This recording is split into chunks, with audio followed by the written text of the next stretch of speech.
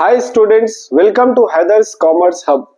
So today we are going to discuss Unit 5, two important topic, that is delegation of authority and decentralization. तो आप लोग ध्यान से सुनना, इसमें और भी टॉपिक है जैसे कि centralization and other topic. So now let's discuss about delegation of authority. So delegation of authority is a process in which a superior gives some of its authority and responsibility to its employees. That is known as delegation of authority. So let's understand delegation of authority with one simple example.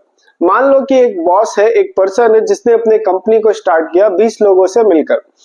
तो start में तो 20 लोग थे, he was able to control those 20 members very easily, अच्छे से वो control कर पा रहा था. लेकिन 1 साल 2 साल के बाद हुआ ये कि उसकी बिजनेस ग्रो करी और उसके बाद अब 200-300 लोग हैं. अब alone one person was not able to control entire 300 people.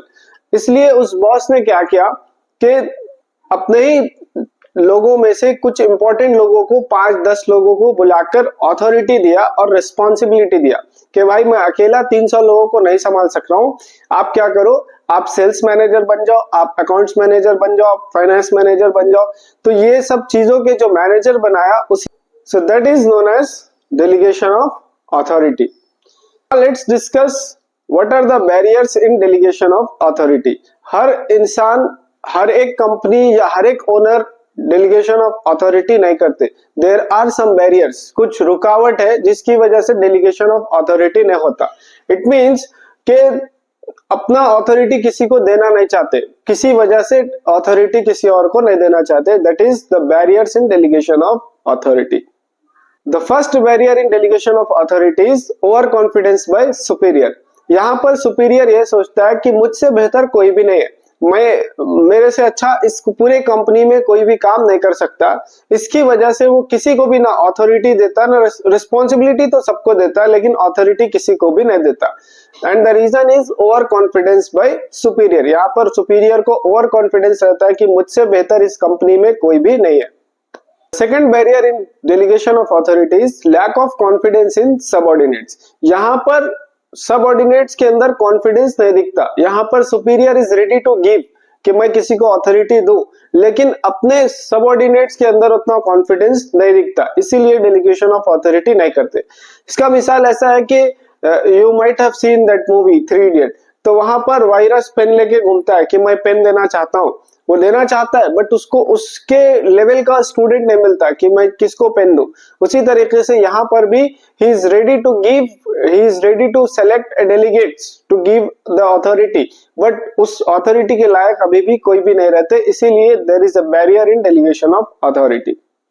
The third barrier in delegation of authority is lack of ability in superior. यहाँ पर क्या है कि सबसे पहला तो सुपीरियर ओवर कॉन्फिडेंस था, दूसरा सुपीरियर को अपने एम्प्लॉयज के ऊपर कॉन्फिडेंस नहीं था, तीसरा सुपीरियर के अंदर एबिलिटी ही नहीं है कि डेलीगेशन ऑफ अथॉरिटी कब करना, कैसा करना. ही is not aware about these terms. वो 100 लोग आ रहे, 200 लोग आ रहे, 300 लोग आ रहे, वो खुद ही पूरे कामों को करे जा रहा. तो यहाँ पर क्या है, lack of ability in superior, मतलब सुपीरियर को ये सेंस नहीं है, उसको ये समझ नहीं है कि डेलीगेशन ऑफ अथॉरिटी अब कर देना चाहिए. या यूं बोलो कि उसको किसी ने पढ़ाया नहीं ये टर्म्स कि भाई आप अकेले काम नको करो, आप 10 लोगों को अथॉरिटी दे दो और 10 लोगों से ही काम करो. यहाँ पर सारा का सारा काम सुपीरियर ही कर ले रहा है, सारा का सारा चीज कंट्रोल सुपीरियर कर ले रहा है. वही because he is not aware about the term delegation of authority. उसके पास सोचने की एबिलिटी नहीं है कि वो delegation of authority कर सके. Fourth one is lack of proper control. There are some organization, जब आप जाओगे कहीं काम करने तो डिफरेंट ऑर्गेनाइजेशन में जब आप काम करोगे तो कुछ ऑर्गेनाइजेशन बहुत ज्यादा कंट्रोल्ड होगा, बहुत रूल्स रेगुलेशन डिसिप्लिन सारा कुछ प्लान्स पॉलिसीज होंगे, तो वहां पर डेलीगेशन ऑफ अथॉरिटी हो जाते होंगे. But there are some organisation जहां पर ना रूल्स है, ना रेगुलेशन है, ना पॉलिसीज है, ना प्लान है, there is nothing like that. तो वहां पर डेलीगेशन ऑफ अथॉरिटी का भी कोई टर्म्स नहीं है. तो जिस ऑर्गेनाइजेशन में कंट्रोल अच्छा नहीं होगा, जहां पर 14 प्रिंसिपल फॉलो नहीं करते, एमबीओ फॉलो नहीं करते, वहां पर डेलीगेशन ऑफ अथॉरिटी भी फॉलो नहीं करते. यहाँ पर एम्प्लॉइज का प्रॉब्लम नहीं है, यहाँ पर सुपीरियर का प्रॉब्लम नहीं है, यहाँ पर ओवरऑल ऑर्गेनाइजेशन का प्रॉब्लम है, उस ऑर्गेनाइजेशन में कंट्रोल अच्छा नहीं है. And the last one is inability of subordinates. The last barrier of delegation of authority is inability of subordinates. फिर से मैं एक क्विक रिकैप करता हूं. सबसे पहला बैरियर ये था कि ओनर या सुपीरियर ये सोचता था मुझसे बेहतर यहाँ पर कोई भी नहीं है, इसीलिए वो किसी को भी अथॉरिटी नहीं देता था. दूसरा, सुपीरियर ये सोचता था कि यहाँ पर एम्प्लॉयज अभी उतने कैपेबल नहीं है, इसीलिए डेलीगेशन ऑफ अथॉरिटी नहीं करता था. Third one, why he is not giving authority, because he has no sense. Manager या ओनर के पास सेंस नहीं था कि डेलीगेशन ऑफ अथॉरिटी भी कर सकते. Fourth reason, delegation of authority इसलिए पॉसिबल नहीं है क्योंकि कंट्रोल अच्छा नहीं है, उस ऑर्गेनाइजेशन में रूल्स रेगुलेशन प्लान्स पॉलिसीज कुछ भी नहीं है. And the fifth barrier of delegation of authority is, या पांचवा रुकावट डेलीगेशन ऑफ अथॉरिटी इसलिए नहीं हो रहा क्योंकि क्योंकि इनएबिलिटी इन सबऑर्डिनेट्स. मतलब ये हुआ कि सबऑर्डिनेट्स के अंदर अभी इनएबिलिटी है, उनको कभी दिया होगा भाई एक बार अथॉरिटी दिया और वो अच्छे से काम नहीं करे, लेजीनेस दिखाए कि एक और काम मैं अब नहीं करूंगा बोल के. तो जब एम्प्लॉयज इनएबिलिटी हो, मतलब ये हुआ कि जब एम्प्लॉयज के पास कैपेबिलिटी नहीं हो, एक बार देने के बाद भी वो काम अच्छा नहीं करे, तो अब सुपीरियर दोबारा उसको नहीं देता क्योंकि there is employees are showing laziness, employees are not willing to take one more responsibility. इसी वजह से यहाँ पर delegation of authority possible नहीं है. So that's it from delegation of authority and its barriers. Now we will discuss the next topic, that is decentralization, its advantages and disadvantages. So before I discuss about decentralization, I will tell you about centralization and then decentralization. Already we have discussed about this topic in unit 3. तो centralisation में क्या होता है कि जो authority है या decision making power है वो टॉप लेवल के पास रहता है. Most of the decisions are coming from only top level और बाकी लोग डिसीजंस नहीं ले सकते. उसका एग्जांपल आपको दिया था, उस्मानिया यूनिवर्सिटी सेंट्रलाइज्ड है, मतलब जो भी उस्मानिया यूनिवर्सिटी डिसाइड करती है पूरे के पूरे कॉलेज को फॉलो करना रहता. खैर, कंपनी पॉइंट ऑफ व्यू से ये लिया जाए, ये समझा जाए कि एक हेड ऑफिस रहता है और पूरे डिसीजंस जितने भी 10 ब्रांच है 12 ब्रांच है वो पूरे डिसीजंस हेड ऑफिस से आते हैं. That is known as centralisation. Centralisation में डिसीजन सिर्फ एक ओनर या एक ब्रांच या एक हेड लेता, बाकी लोग डिसीजंस नहीं ले सकते अपने अपने लेवल पर, वो सिर्फ सुनना, खामोश और फॉलो करना. That is centralisation. In decentralization, decisions are taken by different levels of management. Top level वाले भी डिसीजंस ले रहे, लोअर वाले भी डिसीजंस ले रहे, मिडिल वाले भी डिसीजंस ले रहे. अगर 12 ब्रांचेस है तो 12 लोग 12 ब्रांचेस के लोग डिसीजंस ले पा रहे. That is known as decentralisation. Again I am telling it to you, in decentralization decision making is in the hand of multiple level of management, top middle lower सबके पास decision making का power रहता है, सब लोग अपने अपने level पर decision ले सकते हैं. Let's discuss about the advantages of decentralisation. सबसे पहला एडवांटेज है relieving burden of top level.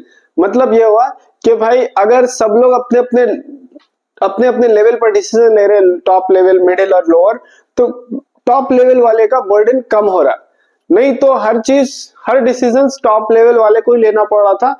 Top level was not able to focus on any other thing. पर अब क्या है, डिसेंट्रलाइज है, मतलब सब लोग डिसीजंस ले सकते, तो इसकी वजह से टॉप लेवल वाले का बर्डन कम हो रहा. The second advantage of decentralisation is growth and development of organisation.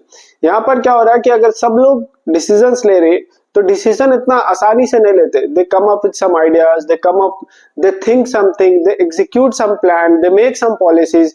तो जब ये प्लान पॉलिसीज बनाते तो उनका डेवलपमेंट होता, ओवरऑल ऑर्गेनाइजेशन का डेवलपमेंट होता. And the main thing is जब सबको डिसीजन मेकिंग पावर दिया गया तो एक कंपटीशन बिल्डअप हो जाता.